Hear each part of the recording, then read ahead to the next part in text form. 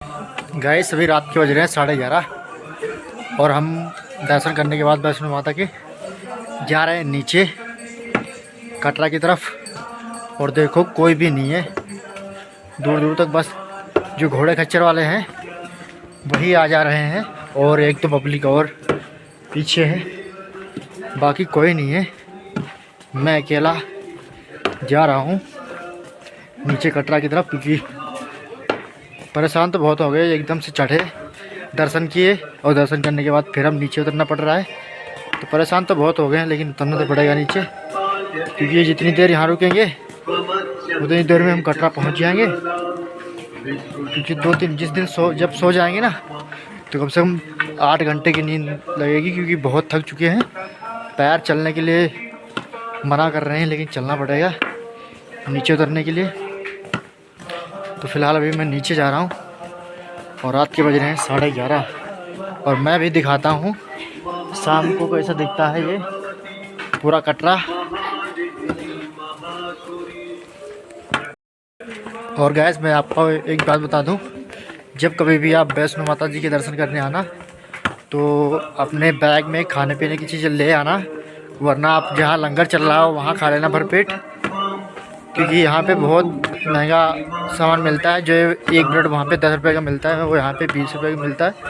और प्रसाद आप नीचे से ले परचेज़ कर लेना, क्योंकि अगर आप प्रसाद यहाँ लोगे तो यहाँ 50 और 100-150 रुपये से नीचे नहीं मिलता है, क्योंकि यहाँ ऊँचाई पे लाने का टैक्स पड़ जाता है। ऊँचाई पे लाना और फिर उसको बेचना, तो इसका महंगा पड़ जाता है, वो अपने हिसाब से बेचते हैं। फ़िलहाल अगर आप आना तो बैग में अपने खाने पीने की चीज़ें और प्रसाद लेते आना, तो महंगा मिलता जाता है, बाकी आपकी चॉइस है। तो भैया मैं उतर रहा हूँ नीचे।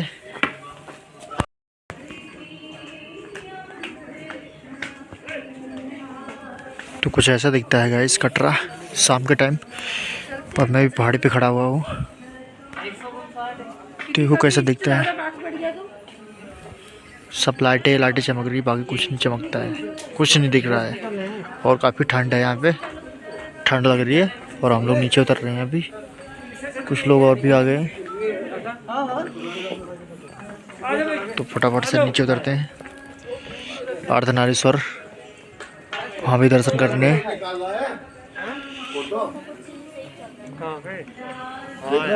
बैकग्राउंड तो पीछे दिखते हैं। अभी गैस में बैठा हुआ हूँ क्योंकि मैं थक गया हूँ बहुत ज़्यादा।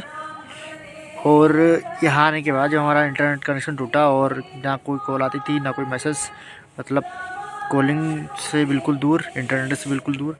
तो कुछ फीलिंग्स आ रही गाइस, कुछ दिनों के लिए, कुछ पल के लिए हम इंटरनेट के लिए दूर हो गए।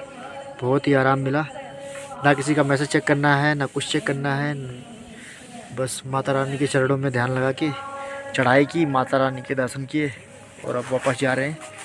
ये कार्ड है गाइस जो मिलता है जब आप आओगे, तो आपको मिलेगा। रेलवे स्टेशन पे बनता है और अर्धकुमारी माता पे शायद बनता है। मैं तो रेलवे स्टेशन पे बना लिया था, वहीं बनवा लेना आप भी। और गैस अभी ऐसा फील हो रहा है जैसे कि बहुत पैर में दर्द हो रहा है, बहुत ज़्यादा, चला भी नहीं जा रहा है बहुत ज़्यादा। और जब सोएंगे, सो के जब उठेंगे ना, तब इनमें दर्द महसूस होगा कितना दर्द होता है। क्योंकि 14-15 किलोमीटर ऊपर चढ़ा और दर्शन करने के बाद तुरंत 14-15 किलोमीटर नीचे जा रहा हूँ। मेरी आवाज़ भी नहीं निकल रही है। और भी लंगर चल रहा था जिसमें मिला था हमें कढ़ी चावल, तो हमने 2 प्लेट कढ़ी चावल खा ली थी, क्योंकि भूख बहुत ज़ोरों से लगी थी। और यहाँ पे जो भी सामान लो, फास्ट फूड लोगे तो वो 2-3 दिन का बना रहता है, उनको गर्म करके दे देते हैं वो, तो इसीलिए मैंने सोचा यहीं खा लो, फिर नीचे आराम से बैठ चले जाएंगे। तो फाइनली खाना तो खा लिया, अब भूख तो नहीं लगेगी। अब उतरते हैं नीचे, पैर में तो बहुत दर्द हो रहा है। और अभी 11:30 बज रहे हैं, 11:35 हो चुके हैं। उतरने में ज़्यादा टाइम नहीं लगेगा, 3-4 घंटे लगेंगे, ज़्यादा टाइम लगेगा नहीं।